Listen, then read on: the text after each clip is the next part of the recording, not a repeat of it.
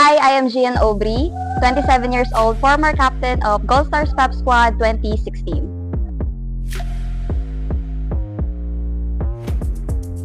So, nandito ako sa Gold Stars ngayon, sa PUP ngayon, just to show my support sa team kahit na alumni na ako.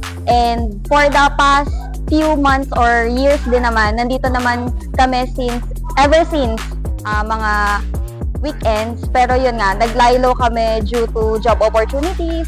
Kaya ngayon na lang ulit nakabisita, ngayon na lang ulit nakapagpakita ng support sa team.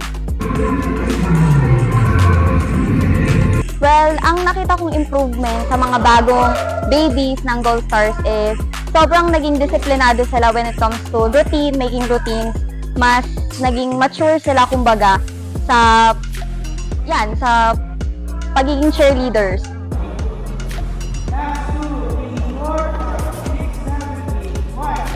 Sa routine naman, ang masasabi ko lang is malaki yung naging improvement nila kasi nga, yun nga, mas napakita yung discipline and at the same time yung strengths na meron ang Gold Stars. Kasi ngayon na bago na yung batch ng Gold Stars, medyo nangangapa pa sila nung una eh. Pero ngayon na nahuli na nila kung ano yung strengths ng Gold Stars, yun yung ipapakita nila ngayon. And iba yung level of difficulty compared dun sa mga naunang ipinakita nilang routine.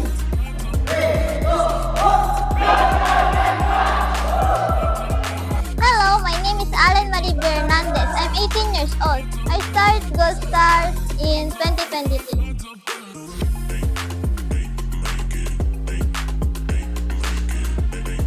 I started to join GS when Auntie Bea tried to ask me if I want to try the cheerleading.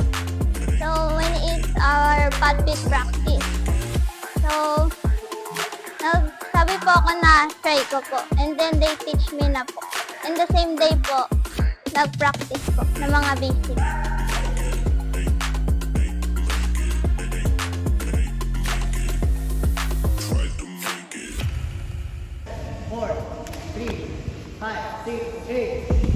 Before po, I'm undecided po if I will join po the cheerleading po.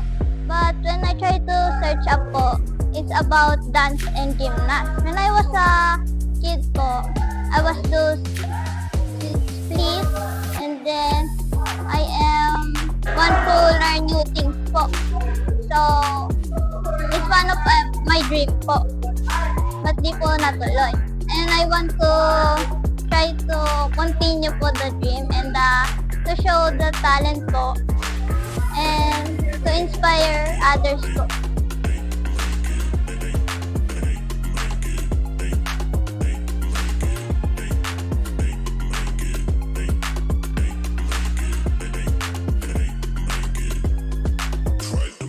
Hi everyone, my name is MJ. I'm 24 years old. I am former member of Gold Stars Pep Squad since 2019 and now I'm a coach of the Gold Stars.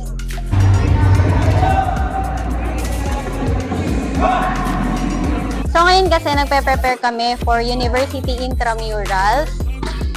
And kasi ngayon yung pagte-training ng mga bata is from experience din is iba from mga na-experience namin. So ngayon, kung ano-ano na mga ginagawa nila, talagang as in kahit kami nagugulat na try mo lang to, ganyan. Malay naman natin magawa mo. Tapos may magagawa na nila. Ganun sila competitive mga be. Talagang as in, talagang pag nagagawa ng kabilang team, hindi papayag yung kabila na hindi nila magagawa. Ganun yung nakakatuwa sa kanila na hindi lang dapat yung isa yung nag-i-improve. Dapat lahat sila. So kapag sinabi namin na kaya nyo naman eh, may tiwala naman ako sa kanila na kaya nila. So kailangan mo lang silang i-push talaga sa limit nila and i-motivate sila.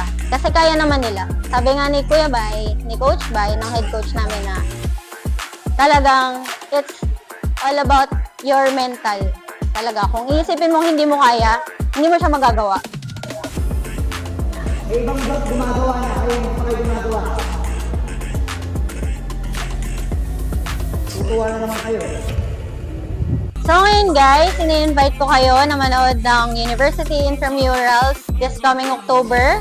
Kasi dugot pawis, literal na dugot pawis ang inilaan nila para dito. Ibang gold stars talaga yung papakita namin ngayon and talagang not the usual gold stars talaga. Kung ano man yung mga nakikita nating routines nila before, mas higit pa doon yung ipapakita nila ngayong season. And coming from 2019 na batch namin, talagang kahit ako nagugulat sa mga pinagkagagawa nila ngayon. Na kahit kami hindi namin na-experience dahil iba talaga sila ngayon, guys. So, panoorin nyo na lang para malaman nyo, no?